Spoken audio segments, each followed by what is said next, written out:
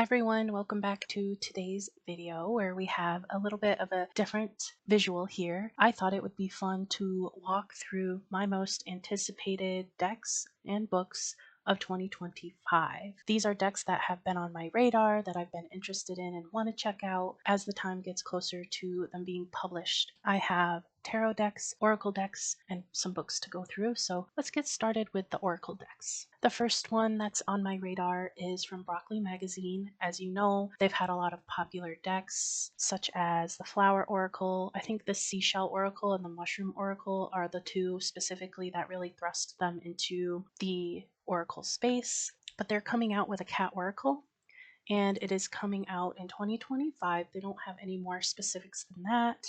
There's going to be 33 cards plus a guidebook. And so, yes, I know, another cat deck. But I really liked how this image depicted the art. It looks or appears to be a photograph or either like a very well and detailed painting of some sort, drawing of a cat, and it has some extra element here that has been collaged on top. And I don't know, I just thought it featured a different lens than the other cat decks that I've seen out there. Oh yes, original collages made from vintage photographs. Oh, that's really cool. Yeah, so I just thought it was a little bit different than the other cat decks out there, and it piqued my interest. In the same vein, they are also coming out with a Celestial Oracle 44 card deck and guidebook. Again, it'll arrive in 2025. They ask that you click notify me, add your email to be updated for when it launches. This, again, it looks like collage. This looks really cool. I know there are also a lot of celestial or astrological type decks out there, but this is the line that kind of got me along with the beautiful artwork here. It says, every card in the Celestial Oracle represents an astronomical body, an atmospheric phenomenon, or a sky person, and the multitudes, layers, and connections each contains. Original collages made from vintage illustrations, so I'm keeping my eye out for this. I haven't actually purchased anything from Broccoli yet, any of their oracles. I was super tempted to do the Seashell because all of you that have posted a walkthrough or pairings for that deck, it caught my interest right away. I don't know why I haven't just pulled the trigger on one of their decks. I think I'm just waiting for one to really resonate with me. The next oracle that I'm keeping my eye on is Seasons of the Witch, Ostara Oracle, and this is the last in the series of the Seasons of the Witch oracle decks. They started with Samhain and they're ending with Ostara, and I think that is a beautiful cycle. I understand why they did it that way, but Ostara happens around my birthday, so this is the deck that I've been waiting for that I feel might resonate the most with me, and I am really excited to see that it's on its way. The illustrations, of course, are gorgeous. They follow a very similar feel to the others in this series. Nothing is ever late and everything is as it should be. Trust is the salve for lamb.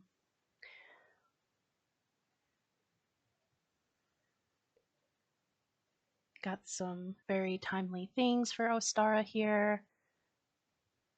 Yeah, I'm just really excited and happy for everyone else who has been following the series and collecting it. It is 44 cards. They usually have beautiful metallic edging. I think Rockpool has really done a beautiful job with this series. And for the US, it's coming out February of 2025. The same for the UK, but for Australia and New Zealand, you get it in January. The next oracle that I'm interested in, also a Rockpool, is Wild Whispers Oracle. And this is by Nat Gersberger, who is the creator of the Radiant Wilds Tarot, and I've been super tempted to also get that tarot, but now it has a companion oracle to go along with it. I believe this is 44 cards. Again, Rockpool has just been hitting it out of the park with their packaging.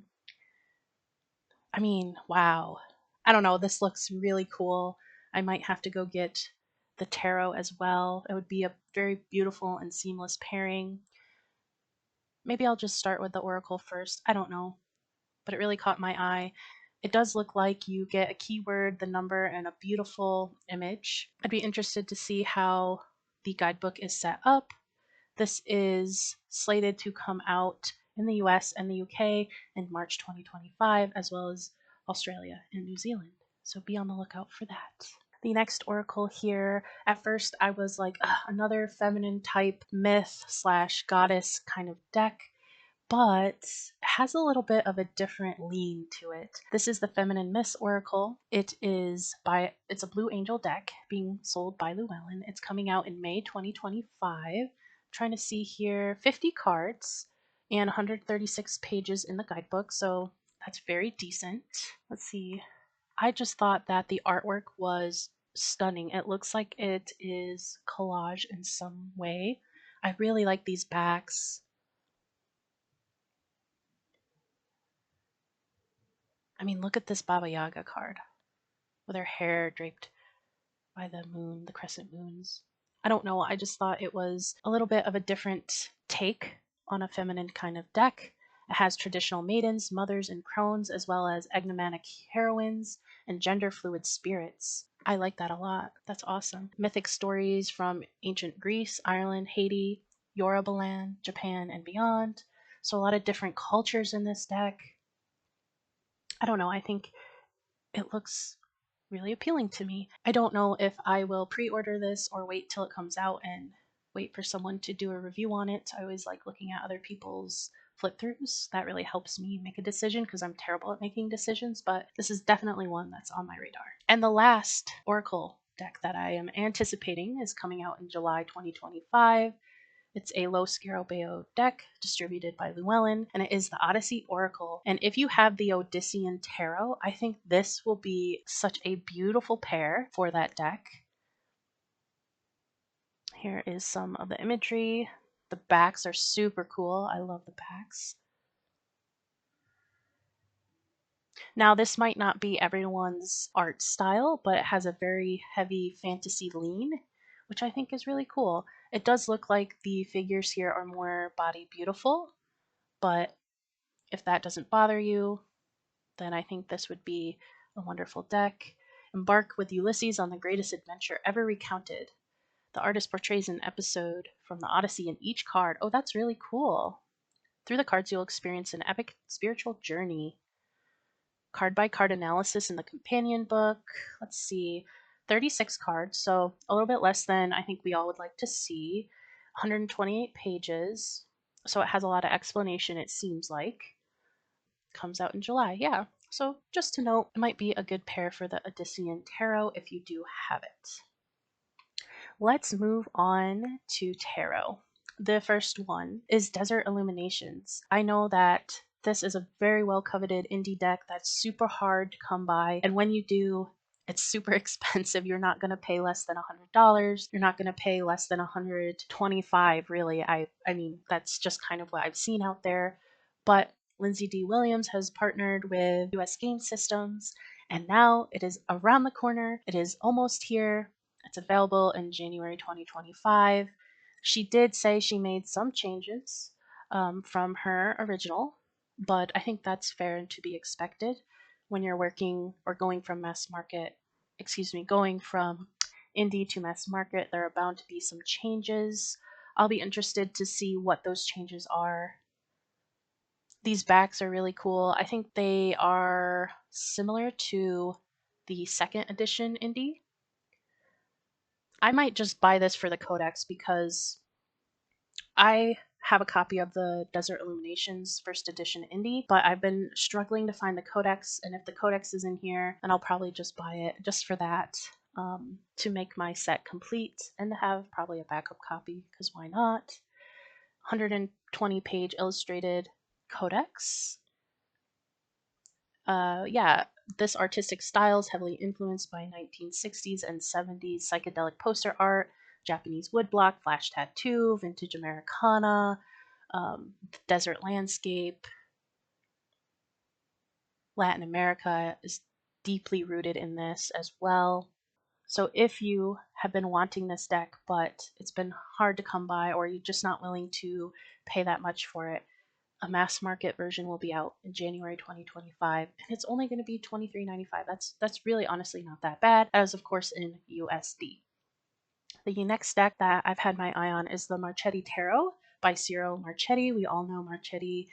He has done other decks that are very infamous. But I just thought this is his title name, Marchetti Tarot, right on the front. I liked this cover image. I thought it was pretty interesting. It is a rich tapestry of mythology, history, and art, well suited for questions that have some psychological depth to them. It is a collective theatrical ensemble, with each interaction offering an infinite number of possible plot twists. I think that is definitely in Marchetti's style. Let's see a couple of the cards here. There's the lovers. It's almost as if this beam is splitting them. Is it trying to bring them together, or is it trying to keep them apart? That's interesting. Justice.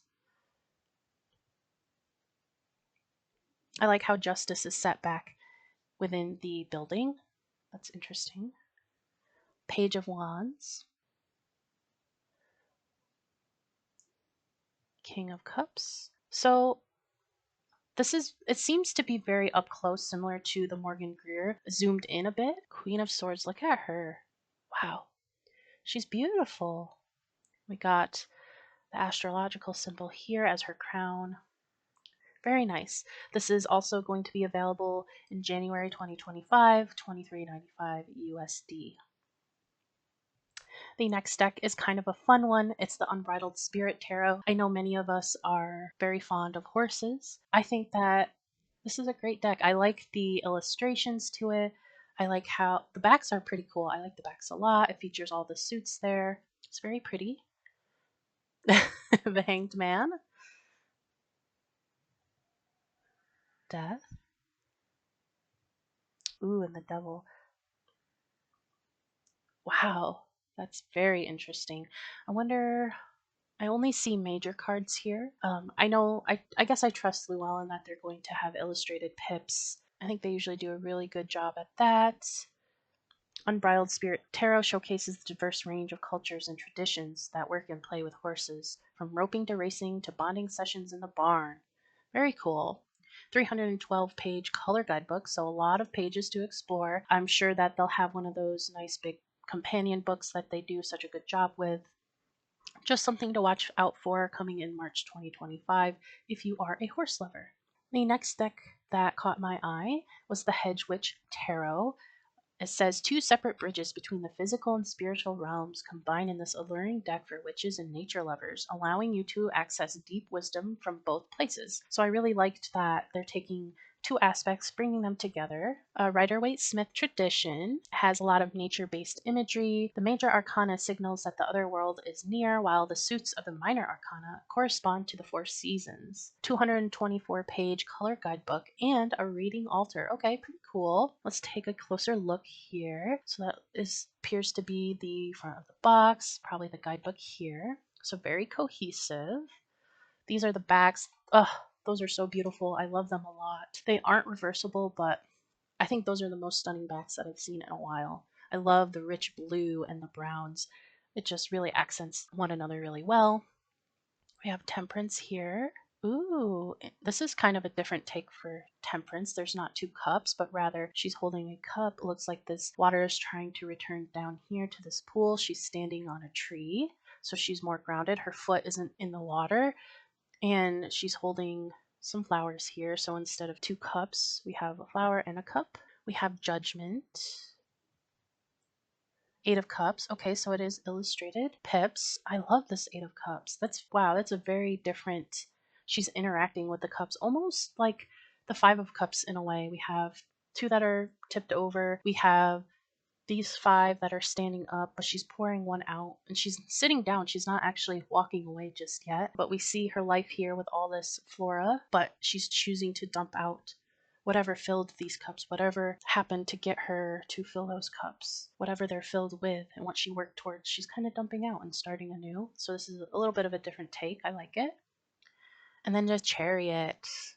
We love to see some cats. I like that she's on her witch's broom, which is decorated very beautifully. We've got like a little butterfly fairy here, bird. Very nice. So this is coming out in June 2025. Let's move on to books now. So the first book that caught my eye was The Witch's Home by Patty Wigington. Practical magic for every room. Featuring more than 80 rituals, spells, and daily practices, this inspiring book of witchery will help you build a haven filled with love, joy, security, and enchantment. I really liked that we were going room by room. I like the structure of that. We live in our homes, right? We are here every day.